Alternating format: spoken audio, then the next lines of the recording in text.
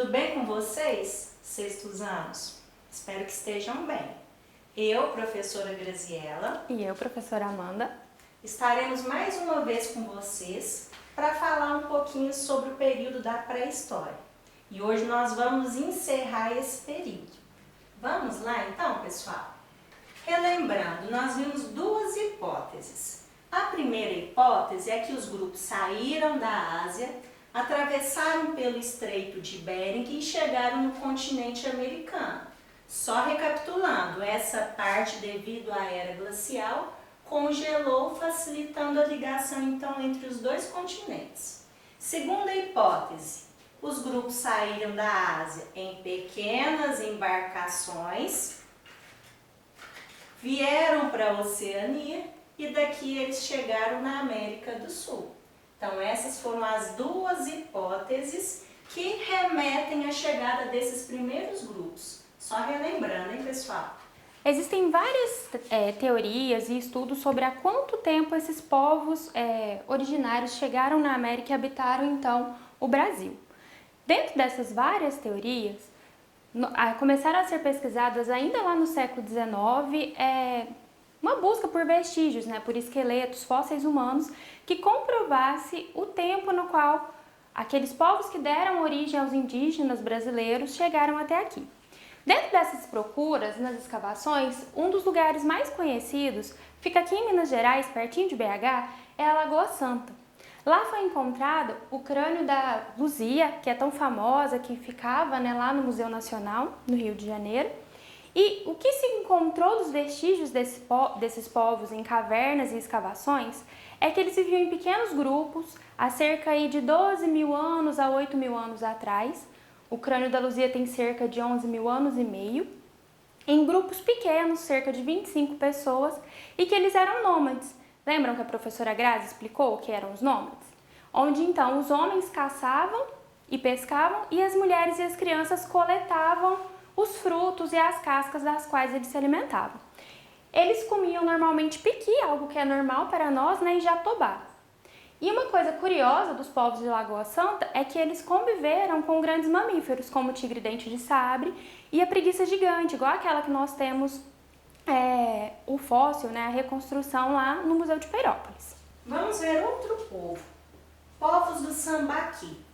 Não sei se dá para vocês perceberem, aqui tem algumas conchas. O que significava sambaqui? Amontoado. Então vamos observar aqui no mapa. Então nós temos o litoral brasileiro. Geralmente esses povos viviam próximo ao litoral, da onde eles já tinham um alimento para sobrevivência. Ou seja, eles se alimentavam dos molúsculos dessas conchas e aí não precisavam de ficar mudando de lugar para lugar. E aí o que acontece? Com o passar do tempo, esses restos de conchas foram crescendo, ficaram gigantes. A gente tem um lugar aqui no sul do Brasil que tem exemplos, resquícios desses povos do Sambaqui. E foram encontrados abaixo dessas conchas restos, esqueletos que foram enterrados, objetos. E aí aquilo que eu falei, como eles estavam próximo do litoral, não tinha essa necessidade de ficar sempre mudando de um lugar para outro. Olha que legal! Vocês devem estar se perguntando, mas professora, essa imagem não remete à dos indígenas que nós temos hoje. A que nós temos aqui no centro do mapa remete muito mais. Mas é que esses povos que chegaram até a América vieram de origens diferentes. E os povos da Lagoa Santa eram de origem negroide, ou seja, eles tinham característica daqueles primeiros povos que migraram direto da África, vindo para a América. Enquanto alguns outros povos, que são aí os descendentes dos indígenas que nós conhecemos hoje, são das populações mongoloides, que são aquelas que vieram da Ásia para chegar até a América. Outro sítio arqueológico muito conhecido no Brasil e que carrega várias curiosidades e ainda estudos é a Serra da Capivara, que fica no Nordeste brasileiro. A antropóloga Nied Guidon fez algumas escavações e algumas buscas e reconheceu que existiam pinturas rupestres em várias cavernas dessa região. E essas pinturas, elas retratavam vários traços do cotidiano dessas pessoas. O uso da agricultura, o convívio com alguns animais como emas e outros animais silvestres, e que eles viviam em pequenos grupos. Ainda não se tem como comprovar cientificamente que esses povos já existiam desde o que se imagina pelas pinturas e análises, ou se são mais recentes. A NIED diz que, se comprovado todas essas teorias, o continente americano, no foco aqui o Brasil, ele foi ocupado há muito mais tempo do que nós imaginávamos, há muito mais do que 14 mil anos atrás. Vamos falar um pouquinho agora dos povos da Amazônia.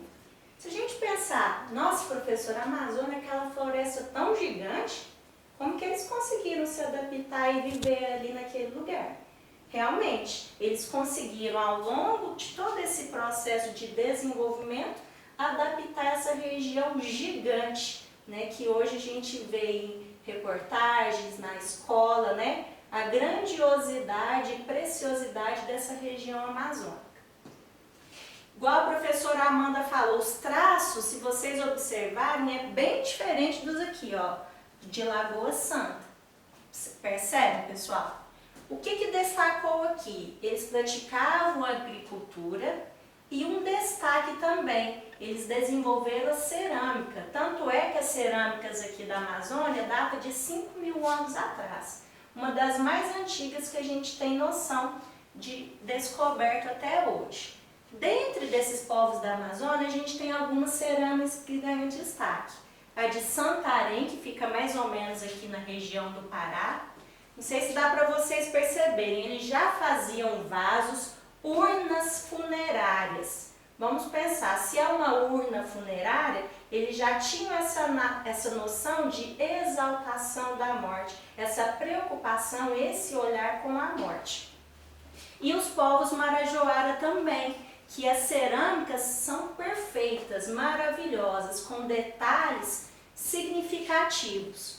Então nós temos alguns desses estilos que estiveram presentes aqui. Então desenvolveram principalmente a agricultura e desenvolveram também a cerâmica.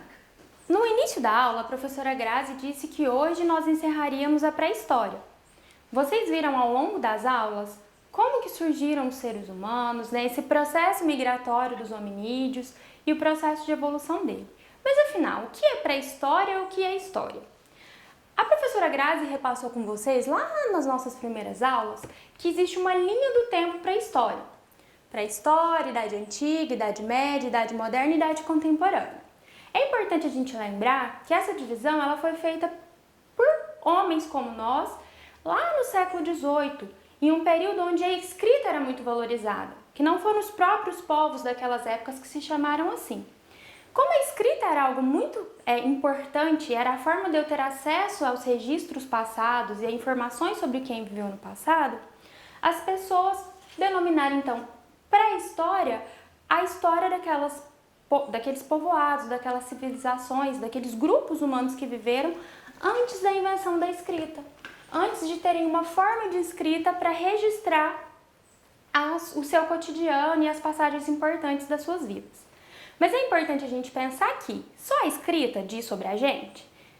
Tendo em vista isso, no nosso próximo encontro, a gente vai conhecer um pouquinho mais sobre como eram os registros desses povos antigos.